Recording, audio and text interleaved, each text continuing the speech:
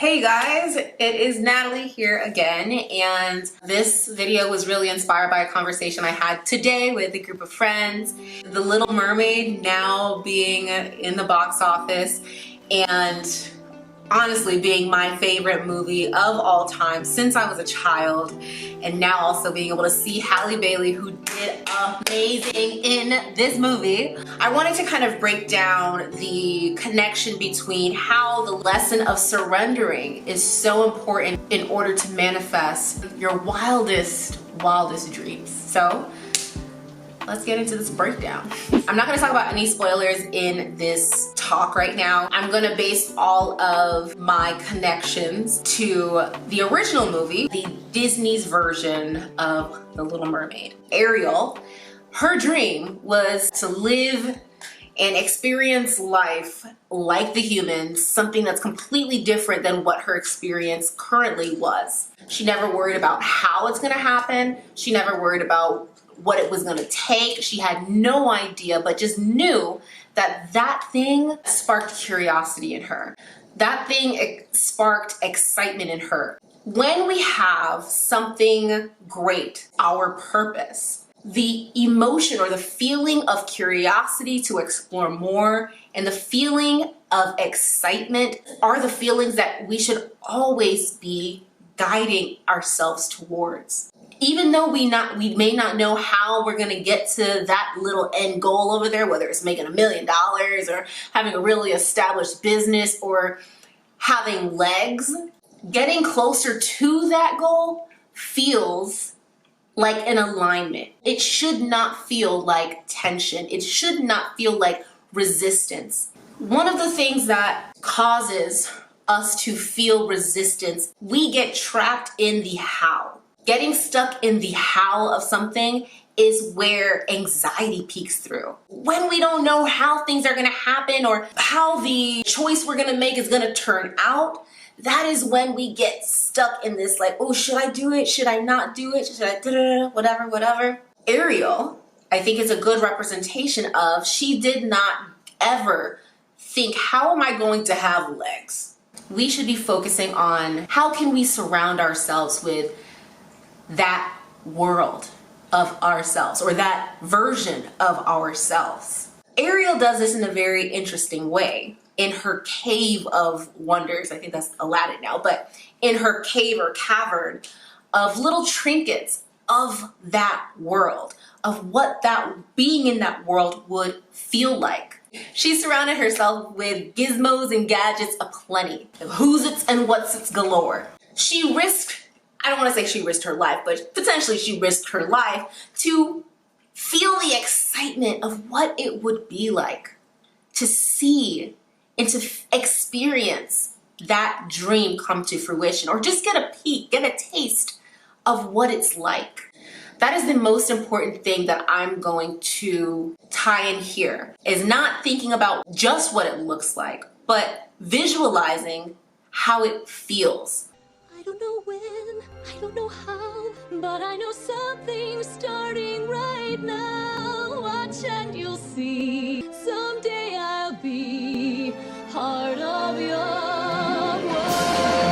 That feeling is what's gonna guide you rather than what it looks like, because what it looks like, you're creating these confines around this picture in your mind, and the universe, God has so much more in store for you versus what you can possibly envision. Like, what's on the other side is literally your wildest dreams. So the next part that I think is so important in The Little Mermaid is knowing that feeling that change is now ready to happen.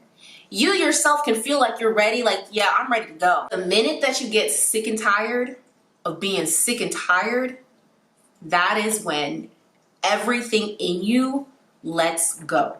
Now, before we get into that, I do want to touch on how King Triton affected Ariel. How many of you guys can say that in the quest of your dream, there are people that come into your life, whether it's your parents, your partner, your friends, you share your dreams with them, they feel like they know best for you and try to deter you from that dream or from that path or from making a choice that you want to make for yourself. In this journey of going towards your dream, you have to realize that there are going to be people who only feel like they want the best for you, but in a way, what they want for you is actually what they want for them. In King Triton's viewpoint, he only wanted to protect Ariel. And he wanted to protect Ariel because he knew what happened to his mother, her mother. He was moving out of fear.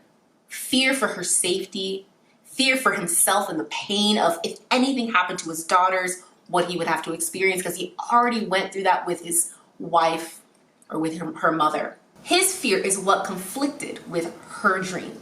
Don't allow other people's fears or other people's desires for themselves deter you from what you want.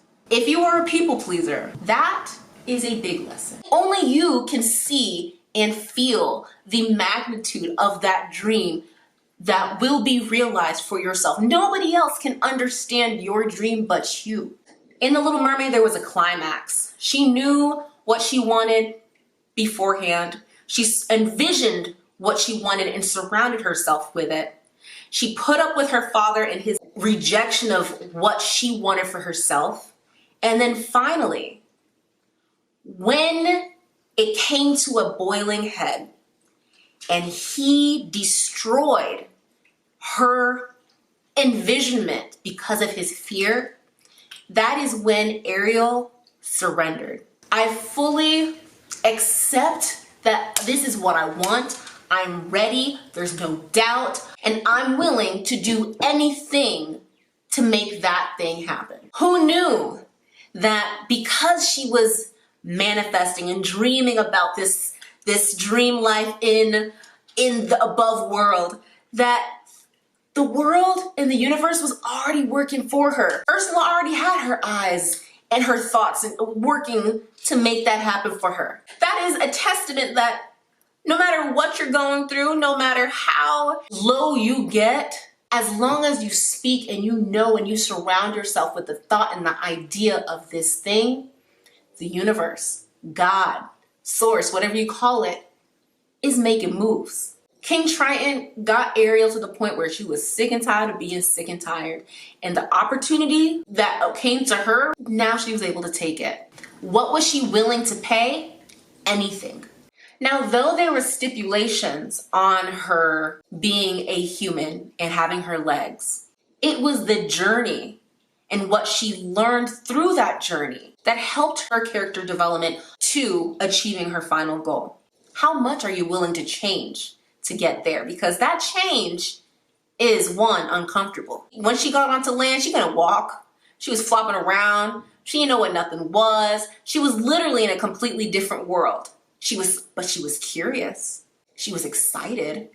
How can you, in that journey from knowing what you want to being able to be ready to receive that thing, how can you appreciate and be curious and excited in that journey? No matter how awkward things are or how bad and terrible things are or what highs and lows you have to go through. That whole journey is all about what is it teaching me? Because what I need to learn through the journey of getting this thing is going to allow me to really appreciate and savor that dream once it's there. There's no high without a low. You stay high for a long time and you get bored, right? If you got everything that you ever wanted, you have no motivation to do anything else. You need to experience the low to appreciate the high. And that journey of Ariel learning and being curious and opening herself up in these ways, she had the character development to be like, I have control of my destiny. Ariel was so close to getting the thing that she dreamed about, which was a life with the love of her life, Eric. And right when she thought it was there, she turns around and boom, whatever her name was, came and bewitched him. Ariel saw this and almost accepted that that was it for her. How many times do we see this end goal and we feel like we're almost there and then all of a sudden something gets in our way and we feel defeated? Don't give up. Surrendering is the point where you'll know you're ready to give up anything to get where you want to go. Let go of control. Let go of the how and just accept it will. Anyways, that's all I got for y'all. I don't know if I'm missing anything, but this was the kind of the conversation that we had, and it was definitely eye-opening. And please, please, please go see The Little Mermaid. That's out in theaters right now, the #1 movie in the world. I'm proud of this girl. I'm proud of what Halle has done. I don't care what none of these people saying. She is a Little Mermaid, period, point blank, okay? Put a brown mermaid emoji down below if you agree that she rocked it, okay? Love you guys. Thank you guys so much. Bye.